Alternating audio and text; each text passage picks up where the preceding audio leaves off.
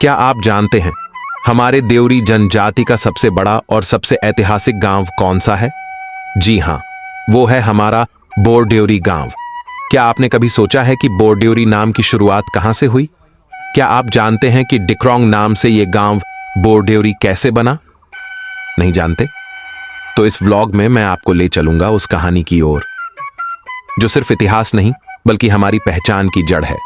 यह एक ऐसी यात्रा है जहां हर कदम पर मिलेगा आपको गर्व, हर पोखरी सुनाएगी एक कहानी, हर पेड़, हर रास्ता बोलेगा। हां, यही है हमारा गांव, हमारा बोरदेवरी। नमस्ते दोस्तों, अभी हम बताना चाहती हूं बोरदेवरी गांव पहले दीकोंग नाम कैसे मिला था, उसकी एक सच्ची कहानी। बोरदेवरी गांव के थोड़ा बताना चाहती हूं। यह कोई आम गांव नहीं है, यह हमारी आत्मा से जुड़ा हुआ है, हमारी पहचान है। हमारे पूर्वज होड़िया से आए थे। एक लंबे सफर की शुरुआत वहीं से हुई थी। उन्होंने पहाड़, जंगल, नदियां पार की और फिर आओनीबाड़ी पहुंचे।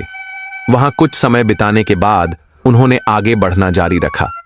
फिर वे मधुवाटान आए। वहां से उन्होंने अपना ठिकाना ढूंढा और एक नया गांव बसाया।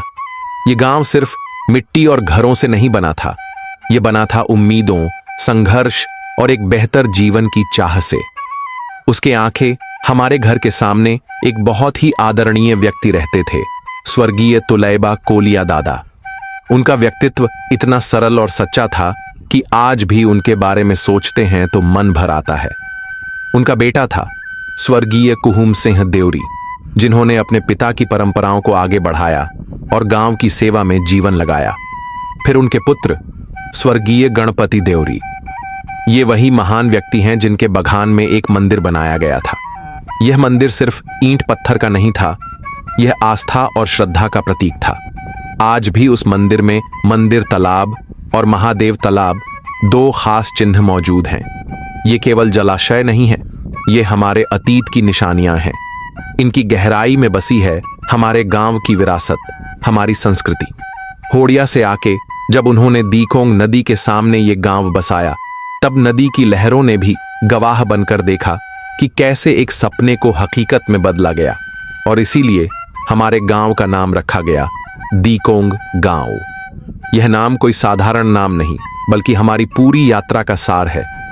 नाम हिसाब से यह गांव असम और भारतवर्ष के जनजातियों के बीच एक पहचानी पहचान बन गया। यह नाम आज भी हमारे गर्व और आत्मसम्मान की आवाज है। अब बात उस दूसरी कहानी की जहां दीकोंग से बोरदेवरी की राह शुरू हुई। अब मैं थोड़ी सी एक छोटी सी कहानी सुनाना चाहती हूं जो रहस्यमयी भी है और भावुक भी। मैं थोड़ा सा समझाना चाहती हूं बोरदेवरी गांव के बारे में। हमारे बाबा देवता जो हमारे कुल के रक्षक हैं, उन्होंने दीकोंग नदी को चेतावनी दी थी। उन्होंने कहा था, इस रास्ते से बहना बंद करो, यहां हम एक गांव बसाना चाहते हैं। मैं इस रास्ते को रोकना चाहता हूं। पूर्व दिशा में है बहगोरा गांव और उसके बीच में है बिपुरिया। बाबा देवता ने कहा, बिपुरिया से लहर बना के जाओ। हमारे बाबा देवता की आज्ञा सुनकर दीकोंग नदी ने अपना रास्ता बदल लिया और तब से उस नदी का नाम मोरी दीकोंग हो गया, क्योंकि वह अब पहले जैसी नहीं रही, वह मुड़ चुकी थी। नदी के इस झुकने के बाद हमारे बाबा देवता ने कहा, मैं यहां एक बराचा गांव बनाऊंगा। और उसी दिन से धीरे धीरे समय के साथ हमारा गांव बोरदेवरी कहलाने लगा। इस धरती पर बोरदेवरी नाम प्रसिद्ध हो गया और इसके पीछे जो भाव है, जो रहस्य है, वही इस नाम को और भी पवित्र बना देता है।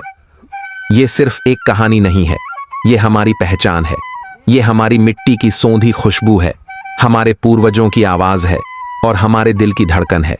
तो दोस्तों, आप लोगों ने सुन ही लिया कि मोरी दीकोंग नाम कैसे मिला और दीकोंग से बोरदेवरी कैसे बना।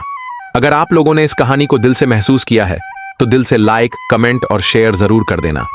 और शेयर ऐसा करना कि हर देवरी भाई बहन तक ये कहानी पहुंचे, ताकि सब जान सकें अपने गांव की जड़ें कितनी गहरी हैं। ये कहानी लिखी है हमारे बोरदेवरी गांव के विष्णु लगासू देवरी ने और इसे मैंने उज्जल ने पूरे दिल से आप तक पहुंचाया है। जो लोग फेसबुक पर देख रहे हैं, पेज को फॉलो जरूर करना ताकि ऐसे और भी अनसुने सच्चे किस्से सबसे पहले आप तक पहुंचे। और जो लोग YouTube पर देख रहे हैं, चैनल को सब्सक्राइब कर देना, क्योंकि अगली बार फिर एक दिल छू लेने वाली कहानी लेकर हम फिर मिलेंगे। बने रहो। जॉय कुंधी, जॉय जिमोसोया। Thank you.